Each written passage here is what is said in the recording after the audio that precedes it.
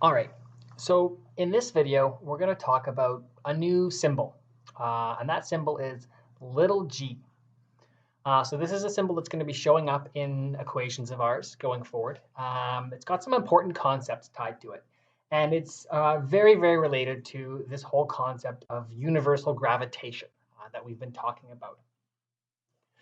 Now, I like to start off a discussion on little g with a mention of force fields.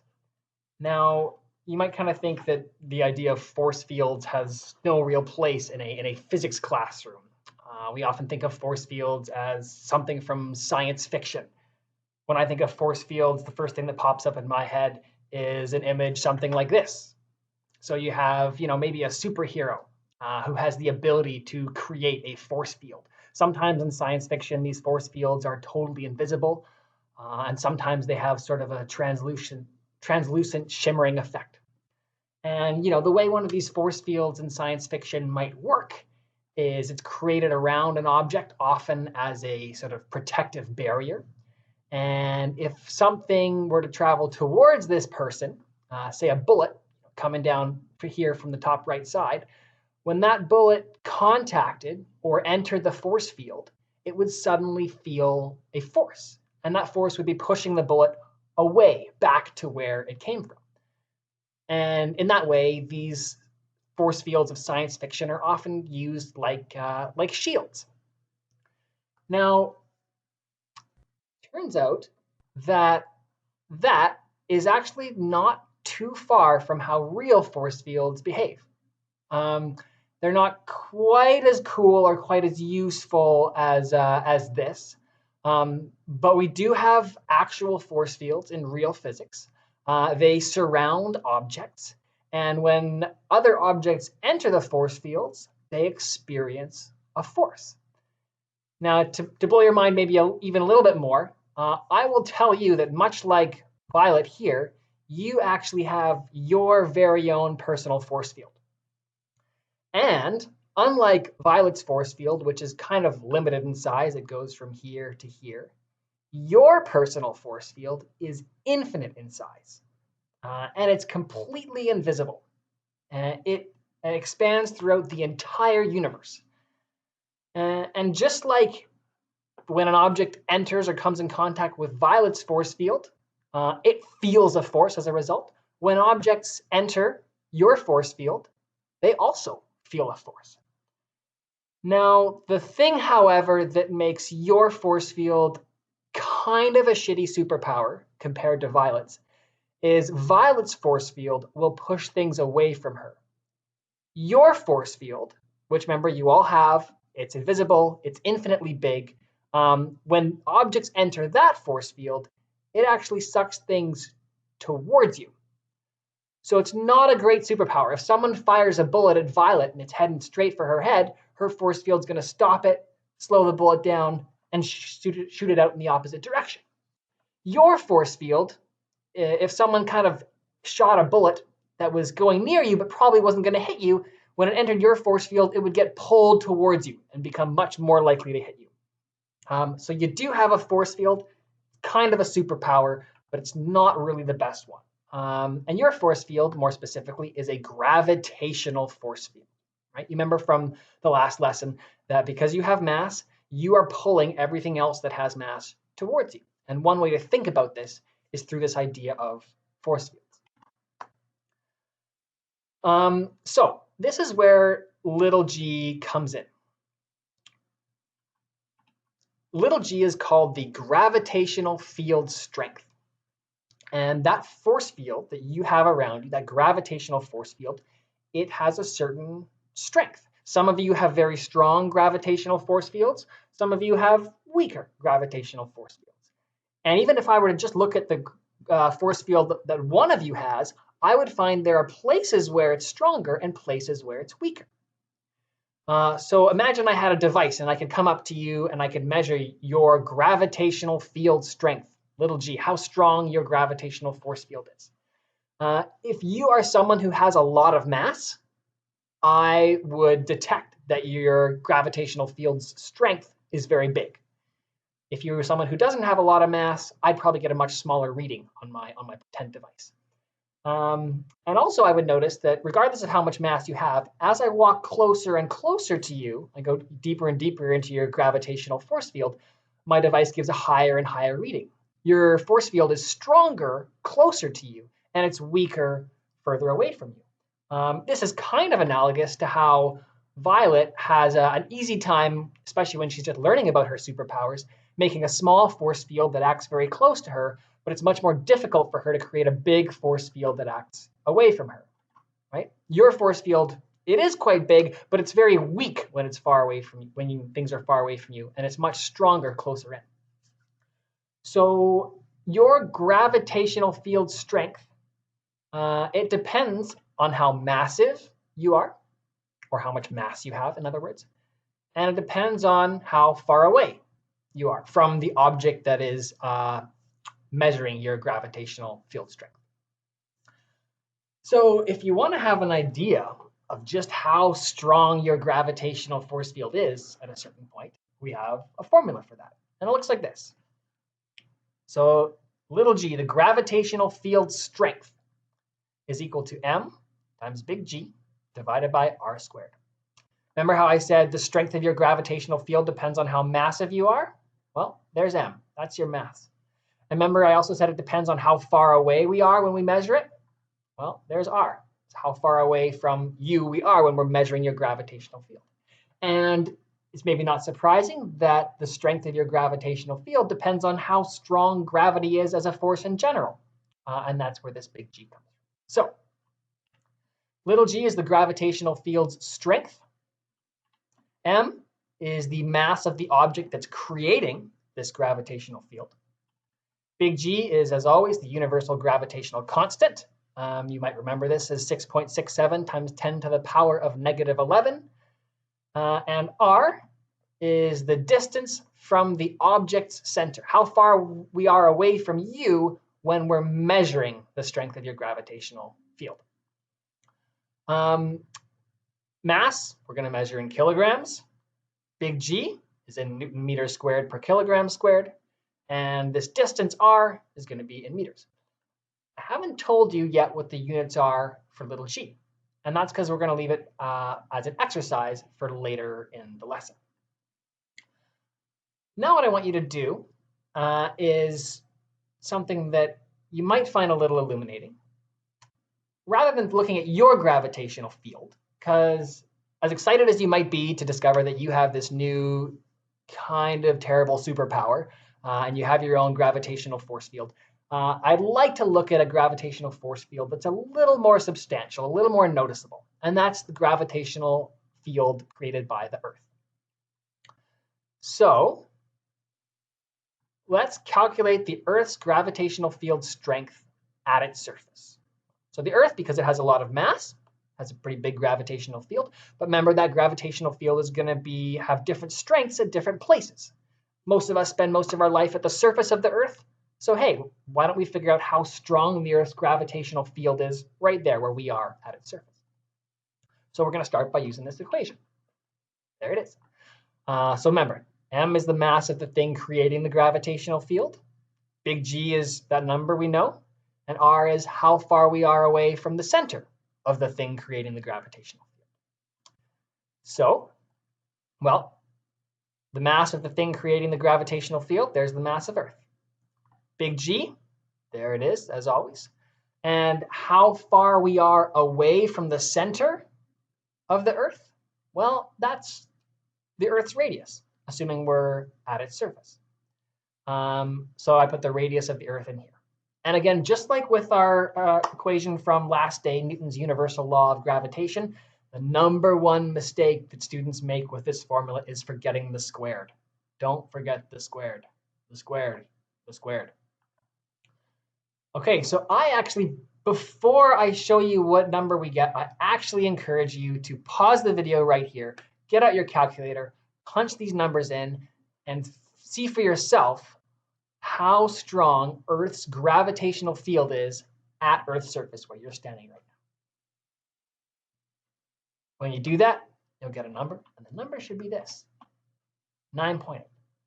Now, you guys have been doing physics long enough that you hear 9.8 and that number has some meaning to you. You say, wait a minute, I've used this number a lot before, right? This is the rate at which an object accelerates when I drop it close to Earth's surface. Now, it could just be a total fluke. 9.8 is the answer to lots of different math questions. There might not be any connection here between gravitational field strength and the acceleration of falling objects. So let's probe this a little bit more. What are the units of little g? Remember, I didn't tell them to you up here because I wanted to leave it as an exercise. And you'll recall that just like I can take a formula and plug numbers into it, right? Plug this number in for m, this number for g, this number for r. That gave me a number. If I want to know what the units are for little g, I plug units in to this equation. So I'm going to say, what are the units for m? I'm going to plug those in here. What are the units for big G? Plug those in here. What are the units for r? Plug those in here. So when I do that, it looks like this. The units of mass, kilograms. Units of big G, Newton meters squared per kilogram squared. The units of r, m, and because r is squared, I'm squaring these units. OK, that's a bit of a mouthful. So no, we wouldn't normally say that the units of little g are kilogram Newton meters squared per kilogram squared per meter squared. We can simplify this a bit. One of the things that's really ugly about this right now is we've got a nested fraction, a fraction within a fraction. So what I'm going to do here is I'm going to say, look, I've got kilograms and Newton meters squared. Those are getting multiplied. Then I'm dividing by kilograms squared, and then I'm dividing by meters squared. If I know I'm dividing by this and I'm dividing by this, why don't I just put those both in one fraction where they're both down here? There's my kilograms squared. I'm dividing by it. There's my meters squared. I'm dividing by it. And mathematically, these two expressions here and here are totally equivalent. They're just different ways of writing the same thing. And this one's a little neater because it's only got one fraction instead of two. But there's my kilograms, my newtons, my meters squared, my kilograms, my newtons, my meters squared. And then I'm dividing by kilograms squared and meters squared. So there they are down here. Now you can see, OK, this might clean up a little bit. We maybe have some things we can cancel out here, right? Meters squared on the top, meters squared on the bottom. Boom, those can cancel. I've got a kilograms squared on the bottom and a kilograms on the top.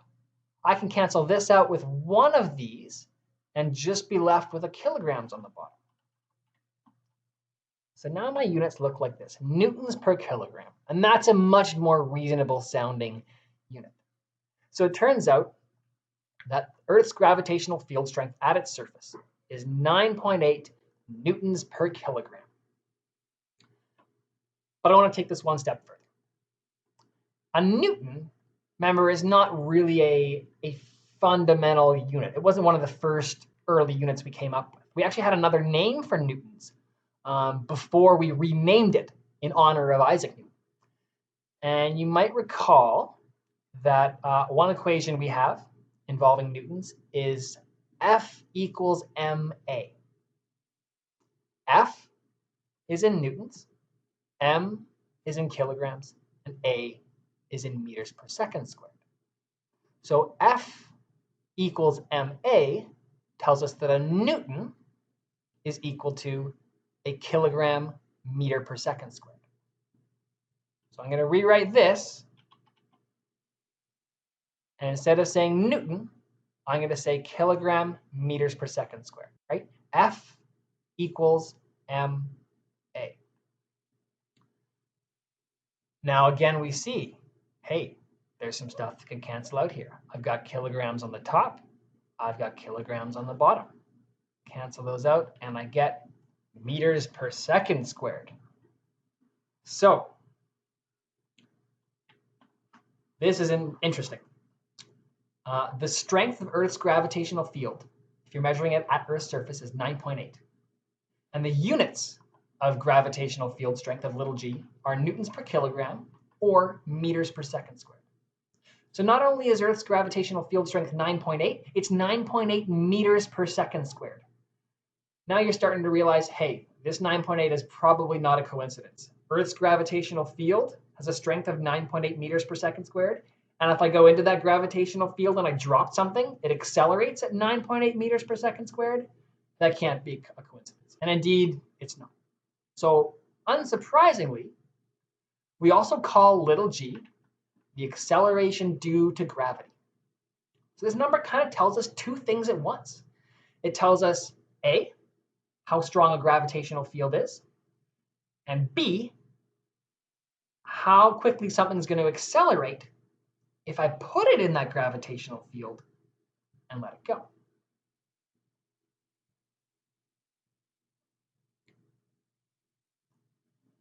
Now, little g can make our life a lot easier as far as math. I know that the math we just did might have lost a few of you, and it doesn't seem like this is making anything easier so far, but I promise you it will. One equation that we've been working with so far is this, Newton's universal law of gravitation. And this equation can be a little cumbersome, right? We have really big numbers we're working with here, and a small number here, and often big numbers here. And we're using scientific notation all over the place. And even though it's fairly straightforward to crunch through this, we're prone to calculator errors. But there's sort of two ways of looking at how gravity works. One of them, which I presented to you when we looked at this equation, is to say that whenever we have two objects, they exert a gravitational force on each other. So for example, you are an object, the Earth is an object. I could call this your mass, this the Earth's mass. You and the Earth are pulling on each other. And to find that force, I take your mass, the Earth's mass, big G, the distance between you and the Earth, I plug those in and I get a number. But we also have another way of thinking about how gravitational forces work. And that's this idea of force fields. We can say that, well, an object can create a force field. And if a second object enters that force field, it experiences a force as a result of the field. That works here too. We could say that the Earth creates a force field. And because you enter the Earth's force field, you are in it, you feel a force from that field. And you might actually notice that, hey, this equation here looks pretty similar to this equation here. And it does, right? When I was using this equation to look at the force between you and the Earth, this was your mass, this was the Earth's mass, and this was the distance between you and the center of the Earth, the radius of the Earth. But up here, we already did most of this, right? Earth's mass, big G, radius of Earth. So this second part here, m2 big G over r squared, this second part of Newton's universal law of gravitation is really what we just calculated. That is little g.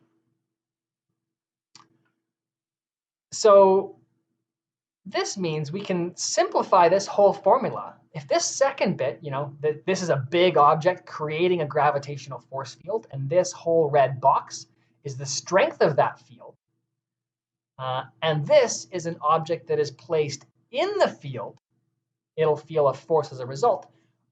We can now simplify this by writing the equation like this. My Fg, my mass, this was the mass of u. Here's the mass of u. And this is the strength of the gravitational field, that you are sitting in. And that's this over here, little g. So from now on, if we want to know how hard the Earth is pulling on you, I can do this. Your mass, Earth's mass, big G, how far you are from the center of the Earth, square it, divide everything, get a number. Or I can just say, wait a minute, how hard is the Earth pulling on you? Well, the Earth is creating a gravitational field, little g. We know the strength of that is 9.8. You are an object in that field, so your mass goes here. And I just take your mass, multiply it by 9.8, and I have Fg, how hard the Earth is pulling. So some notable values of little g. On the surface of the Earth, little g is 9.8 newtons per kilogram or meters per second squared. We can use either of those two things. Another good one to know is on the surface of the moon. You might expect that gravity is a little weaker on the moon, or the moon's gravitational field is weaker than Earth's gravitational field. And indeed, the number there is about 1.6. Again, newtons per kilogram or meters per second squared. This also means if you went to the moon and you dropped something, rather than accelerating at 9.8 meters per second squared, it would accelerate at 1.6 meters per second squared.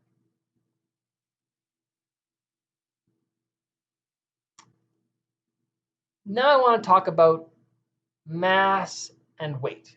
And this is a bit of a long lesson, and there's some heavy stuff in here.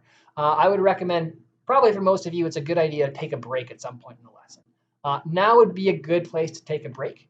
Let what we talked about so far sink in, and then come back while we're starting the second page. Another good place to take a break is going to be in a bit before we get to this discussion on g-forces. OK, mass and weight. Now, in most of your life, you've probably used these terms interchangeably. One person asks you what your mass is, someone else asks you what your weight is. You probably give both of those people the exact same answer. Two things I want you to realize here. Fg, the force of gravity, is also called weight. So in physics, weight has a very specific meaning. It means Fg. How hard is gravity pulling on something? The other thing I want you to realize is weight is not the same as mass. In physics, these two things have very, very clear definitions, and they're very, very different. And we use actually different units for them. Weight is how hard gravity pulls on an object, right? It's Fg. Mass is the amount of matter in something. So for example, you have a certain amount of matter in you. You're made up of atoms. And those atoms have mass. But if we take you and we bring you to the moon, you're still made up of the same amount of matter. You still have, an arm that's the same size. You still have the same number of atoms in your body. So the amount of matter in you doesn't change if you go to the moon. You have the same mass when you're on the moon as when you're on Earth. However, your weight, how hard gravity pulls on you, is going to be different when you're on the moon. The gravitational field on the moon is not as strong as it is on Earth. So gravity is going to pull on you less when you're on the moon, and you'll have less weight.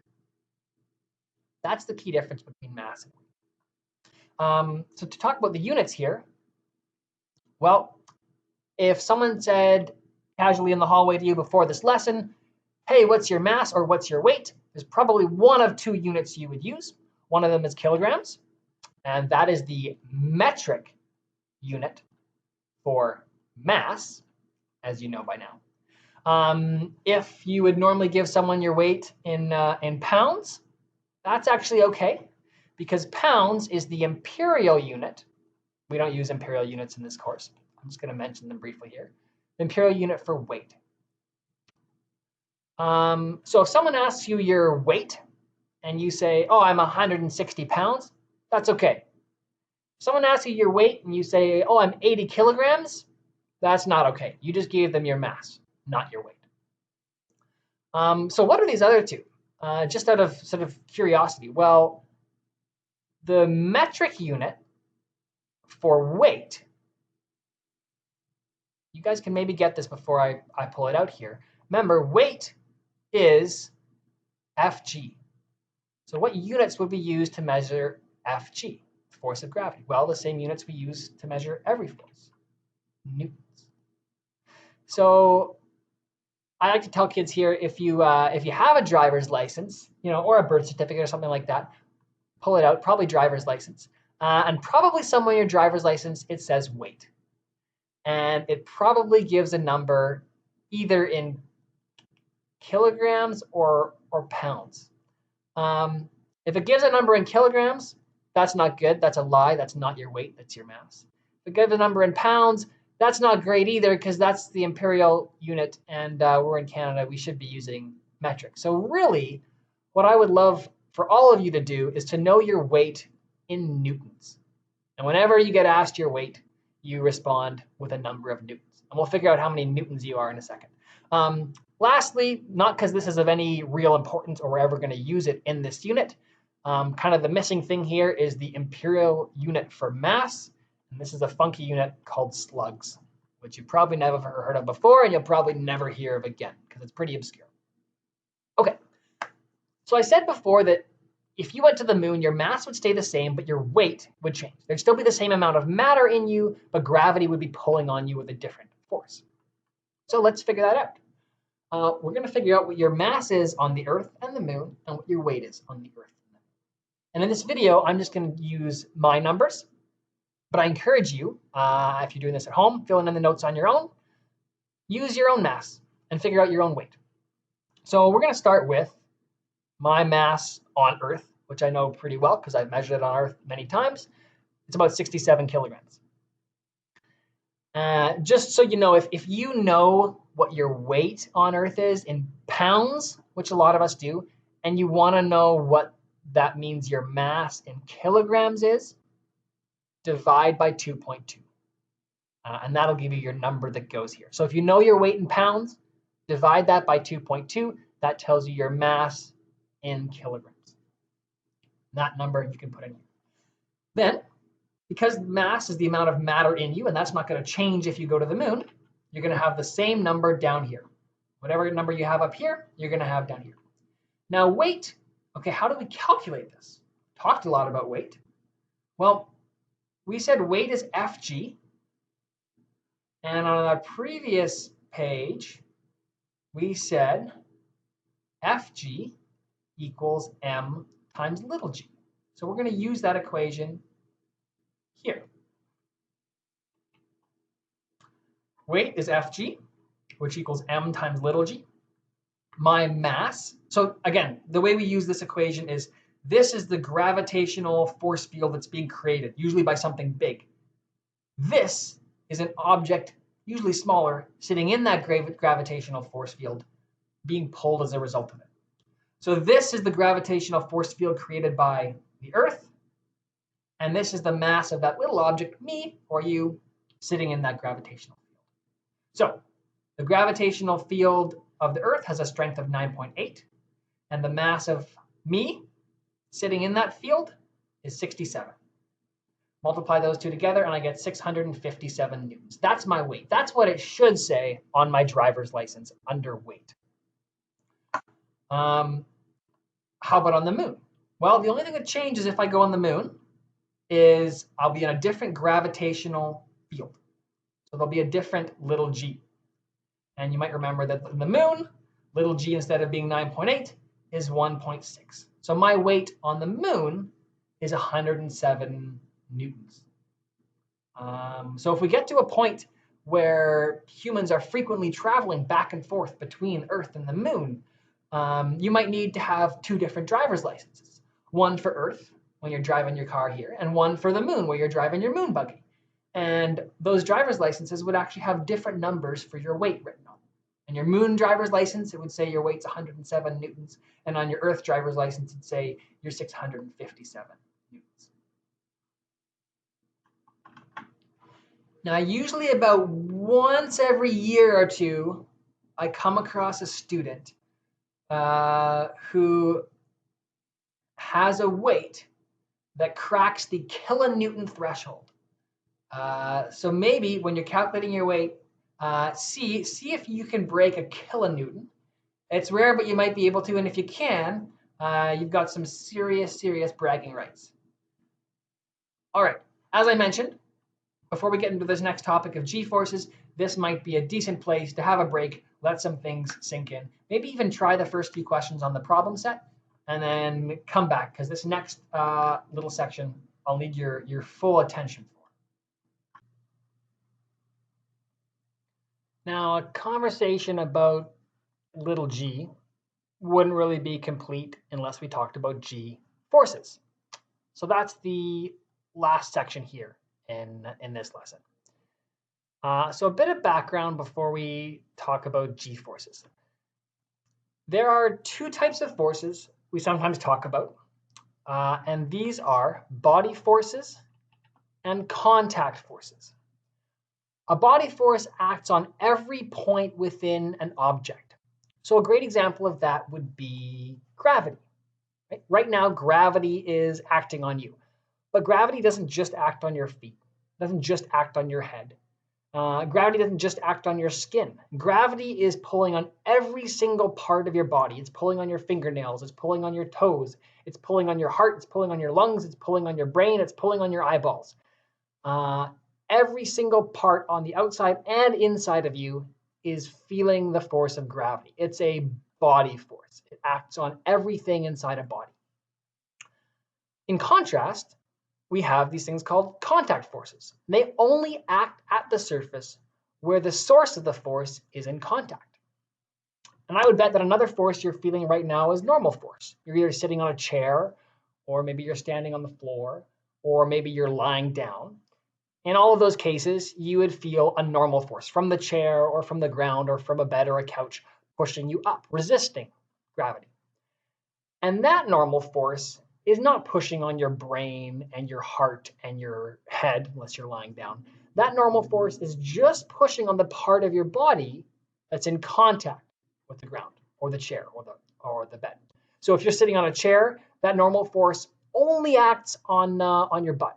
If you're standing on the ground, that normal force only acts on the bottom of your feet. So we have these two very different types of forces. Body forces like gravity that act on everything within your body, and contact forces like the normal force that just act on the surface where the object that's creating the force is in contact. Now, these two types of forces affect objects very differently. For example, if a body force acts on you, meaning the only force you feel is that of a body force, you are left feeling weightless. Great example of that would be this astronaut right here. He feels a force, and he feels the force of gravity. The common misconception is that there's no gravity in space. There's actually tons of gravity in space. And actually, the force of gravity he's feeling, pulling him down towards the Earth, is actually pretty similar up here to what it would be if he was actually on Earth standing on the ground. Gravity's a little weaker up here, but not by as much as you'd think. So he feels a force, gravity pulling him down, and that is a body force.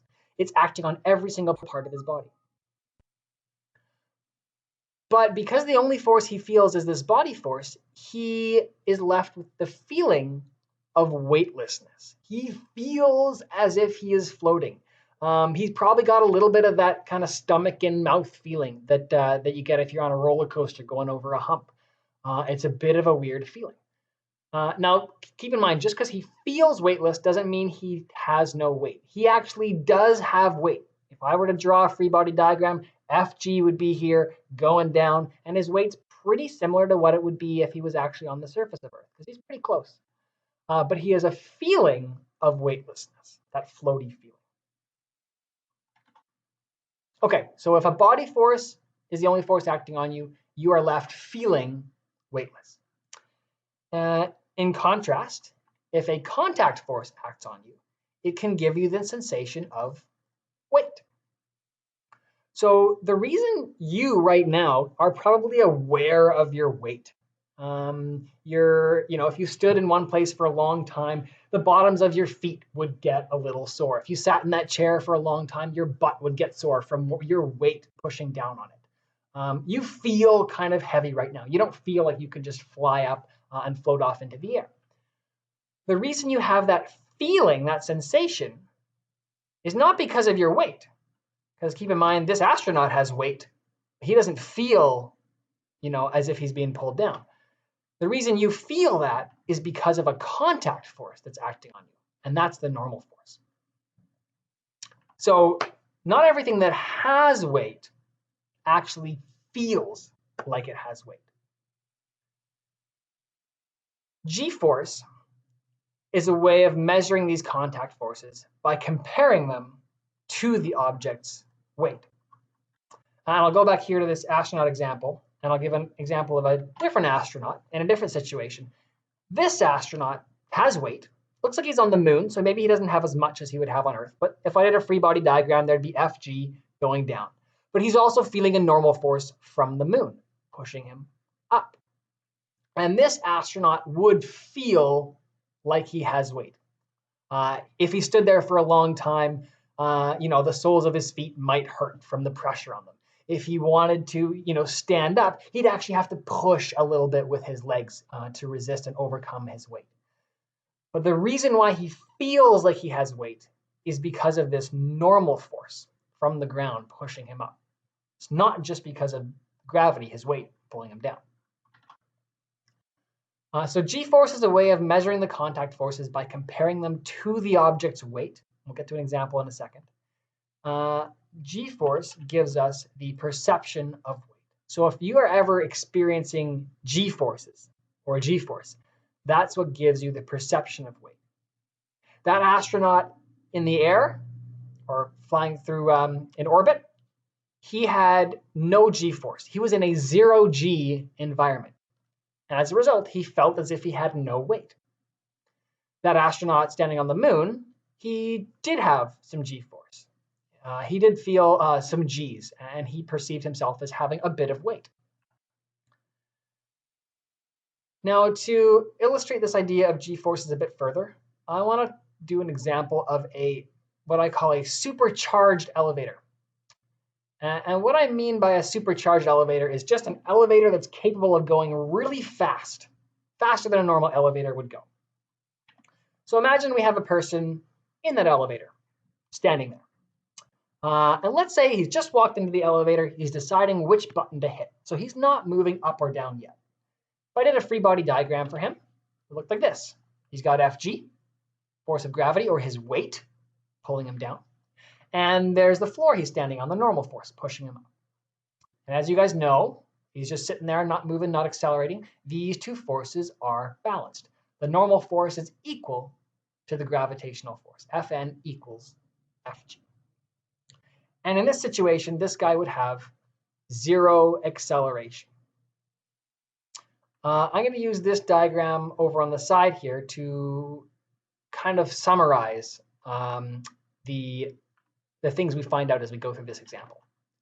So here's my astronaut standing still. His acceleration is 0 meters per second squared. He is feeling 1 G because his normal force is equivalent to 1 copy of his weight, of his gravitational force. So this guy feels like he has some weight, right? The bottom of his feet might get a little sore. If he wanted to do some squats, that might be difficult because he'd have to push to lift himself. He feels some weight, and the perception he has is of 1 G. The normal force is equal to 1 copy of the gravitational force. Now, let's say he picks a button and the elevator starts to accelerate upwards.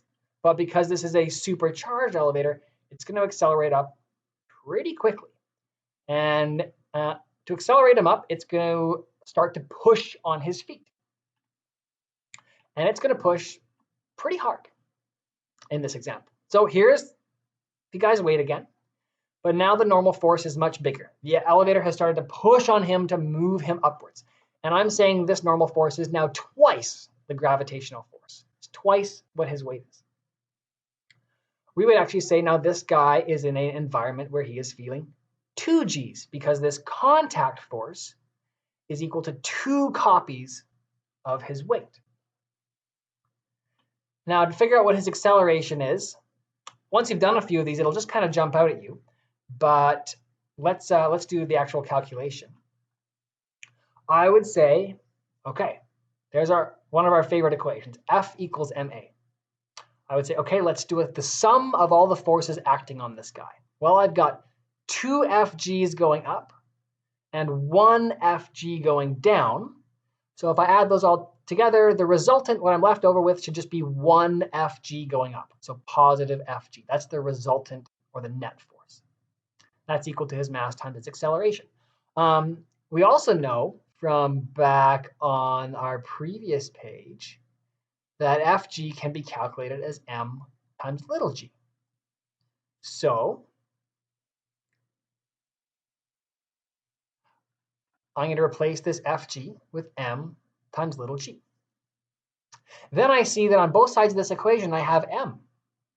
Those can cancel out, and I'm left seeing that his acceleration is just g, or in this case, because he's on Earth, 9.8. So his acceleration is equal to g, which is positive 9.8 meters per second squared. So when we put this guy in an environment where he was feeling 2 g's, right, the contact force was twice his weight, he accelerated at a rate of little g, 9.8 meters per second squared. So if your acceleration is 9.8, that is a feeling of 2 g's. And he would feel like he is twice as heavy as usual. If this guy tried to do squats while the elevator is accelerating upwards, he'd have a much harder time than this guy because he feels as if he's twice as heavy, even though his weight, Fg, is the same here. Now we're going to take this guy and we're going to accelerate him even faster. So he's still going to have weight pulling him down, normal force pushing him up, but that normal force is now going to be 3 times the weight. So now we could say this guy is feeling 3 g's. Right? The contact force is 3 times his weight. We can go through the calculation again. Here, the net force, I've got 3 FGs up, 1 FG down, so the net force is going to be 2 FGs. I can replace Fg with mg. M's cancel out, and I find his acceleration is 2 times little g, or 19.6 meters per second squared. So in a situation where he was feeling 3 g's, he was accelerating at a rate of 2 times little g. So you, right now, standing still, not accelerating at all, you're feeling 1 g. You're feeling your normal weight. If you were to accelerate upwards at 9.8, you would be feeling a sensation of 2 g's, twice your normal weight.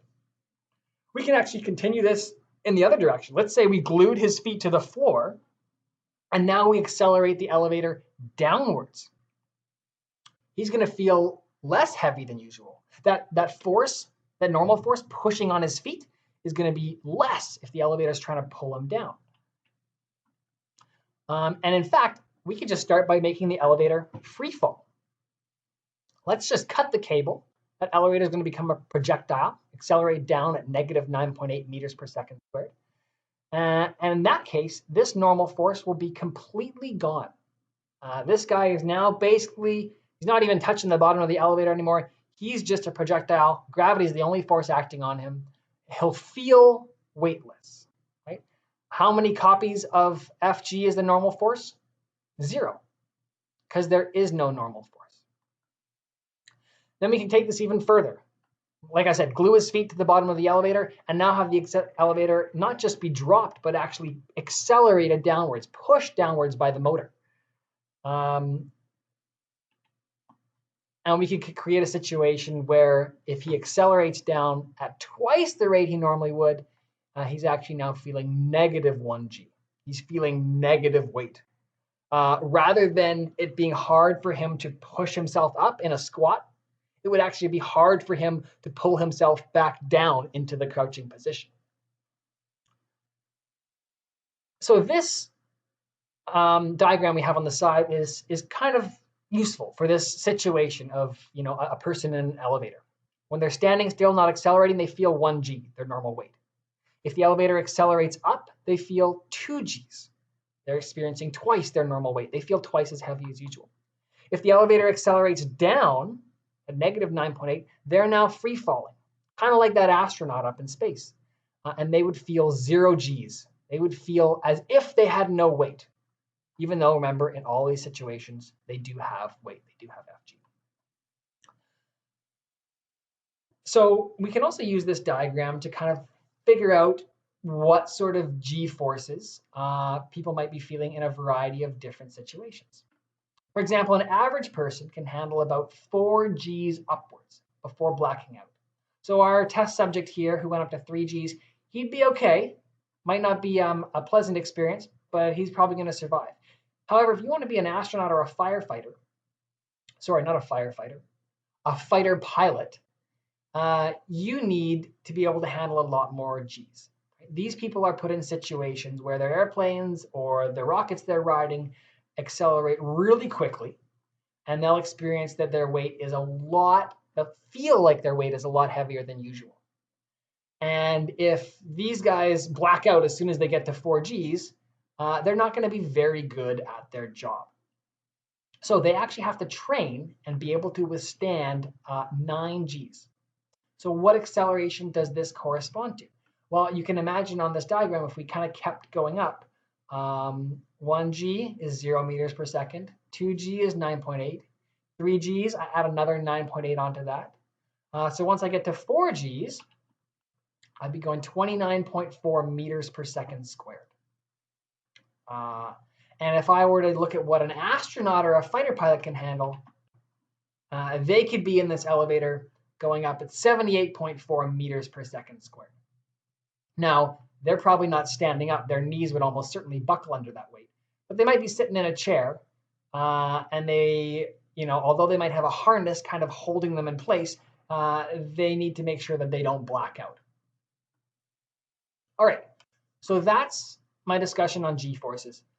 Key takeaways here are the G-force you feel is, in essence, how much of your normal weight you feel. Do you feel heavier than normal? Do you feel about the same weight as normal? And we can calculate it by figuring out how many times your normal weight is the contact force, the normal force that you're feeling.